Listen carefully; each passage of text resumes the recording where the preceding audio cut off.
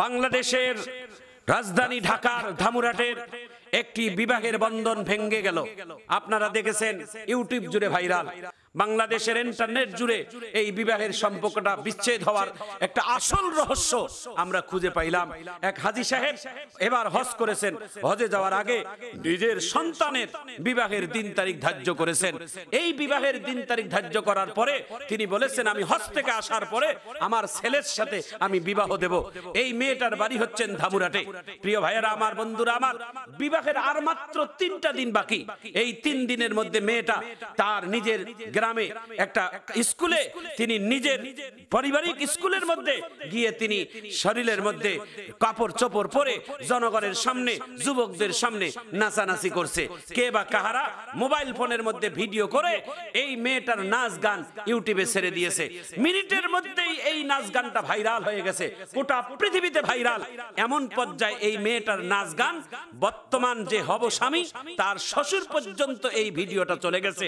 এই ভিডিও দেখে শ্বশুর হাজী সাহেব কেবলমাত্র হজ করে বাংলাদেশে আসছেন, শ্বশুর আব্বা দেখে তিনি সিদ্ধান্ত নিয়েছে, আমি এই যাত্রাপালার মেয়ে, এই নাচ গানওয়ালা মেয়ে আমি হাজী সাহেবের বেটার বউ হিসেবে আমি এখানে আনবো না। মেয়ের বাবাকে টেলিফোন করে জানিয়ে দেয় স্পষ্ট যে আপনার মেয়ে আমার বাড়ির কোনোদিন পুত্রবধূ হতে পারে না।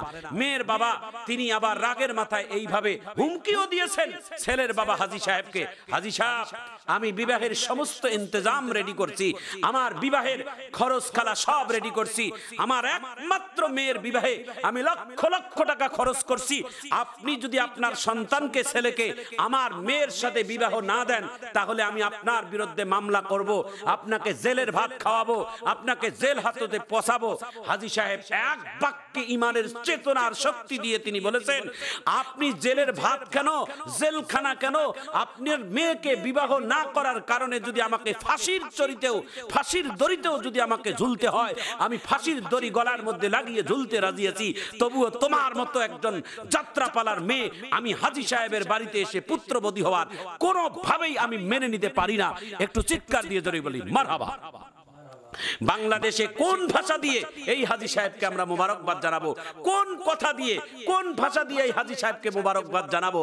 বাংলাদেশের প্রত্যেকটা অভিভাবক এই হাজী সাহেবের মতো যদি হয় তাহলে বাংলাদেশের সকল অভদ্র সামাজিক মেয়েরা একটু হলেও পরিবর্তন হবে। ইভেন এই ঘটনাটা যখন নেট জুড়ে ভাইরাল হয়ে গেছে, আজকে আসরের নামাজের পর মেয়েটা নিজেই হাজী সাহেবের নাম্বার, হব শ্বশুরের নাম্বার সংগ্রহ করে টেলিফোন করেছে হাজী সাহেবকে।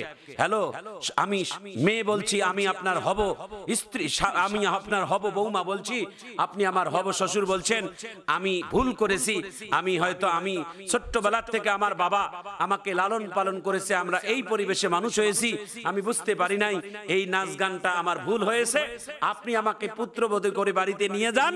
আমি কথা দিলাম যতদিন আপনার বাড়িতে আমি থাকবো ততদিন আমি আপনার অনুমতি ছাড়া আমি কোনোদিন আপনার বাড়ির বাহিরে আমি পা রাখবো না, আমার ভুল হয়েছে। এখন হাজী সাহেব যদি ক্ষমা করে দেয় তাহলে বিবাহ হবে, যদি ক্ষমা না করে দেয় বিবাহ হবে না। এখন জাতির কাছে এখন একটা প্রশ্ন, হাজী সাহেব কি এই মেয়েটাকে ক্ষমা করে দেওয়া ভালো, ইসলামিক দৃষ্টিকোণ থেকে ভালো নাকি খারাপ?